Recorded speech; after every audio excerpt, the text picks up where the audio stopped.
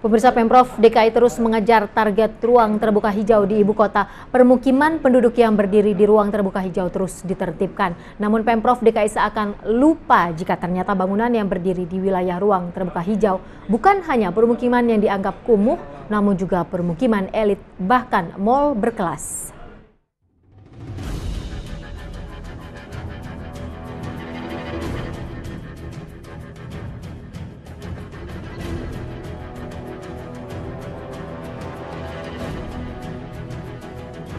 Pemprov DKI Jakarta semakin gencar mengejar target ruang terbuka hijau.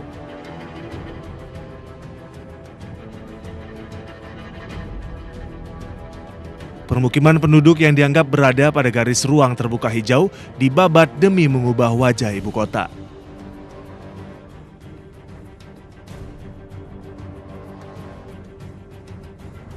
Namun, sepertinya Pemprov DKI masih melirik permukiman penduduk yang dihuni kaum marginal.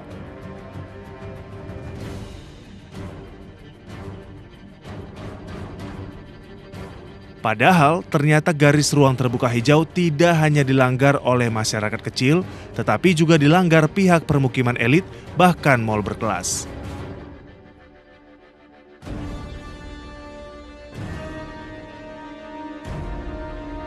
Pembangunan mal harus mempertimbangkan banyak hal yang berkaitan dengan dampak fisik dan non-fisik yang ditimbulkan akibat pembangunan.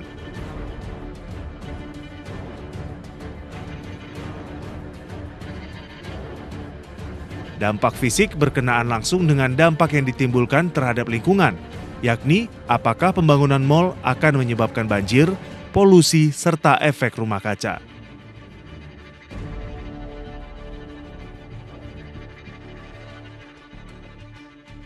Selain itu, pembangunan mal harus benar-benar mempertimbangkan ketersediaan lahan hijau, salah satunya penyediaan ruang terbuka hijau.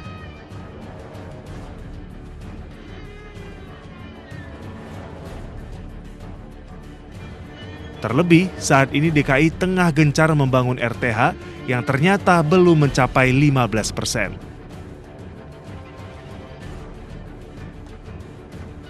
Padahal idealnya, dalam pasal 17 Undang-Undang Nomor 26 Tahun 2007 tentang ruang terbuka hijau, disebutkan bahwa proporsi kawasan hutan paling sedikit 30% dari luas daerah aliran sungai atau DAS untuk menjaga kelestarian lingkungan. Terkait dengan itu, Jakarta sebetulnya sudah sejak lama mengalami persoalan tentang alih fungsi lahan yang menjadi penyebab kerusakan kota. Banyak kawasan hijau seperti hutan kota, persawahan, dan hutan mangrove di Jakarta diserobot para pengembang kelas kakap dan para konglomerat.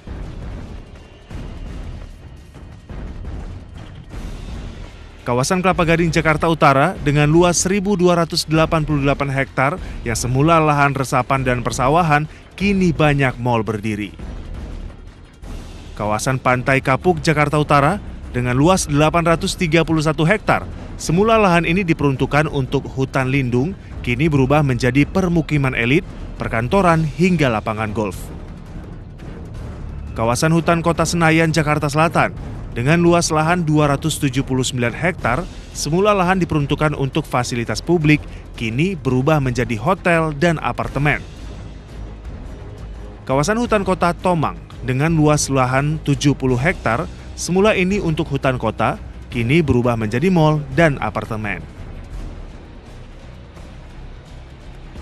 Sejarawan JJ Rizal pun berkicau melalui Twitternya yang mengungkapkan ketidakadilan Pemprov DKI dalam menegakkan ruang terbuka hijau di ibu kota.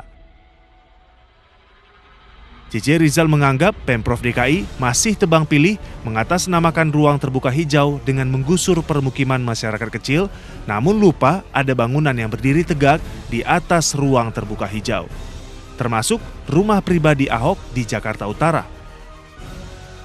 Warga Jakarta tentu ingin tempat tinggal dan lingkungan yang lebih layak.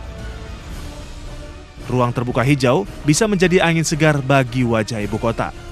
Namun diharapkan Pemprov bisa adil menentukan kebijakan tersebut demi Jakarta yang lebih baik.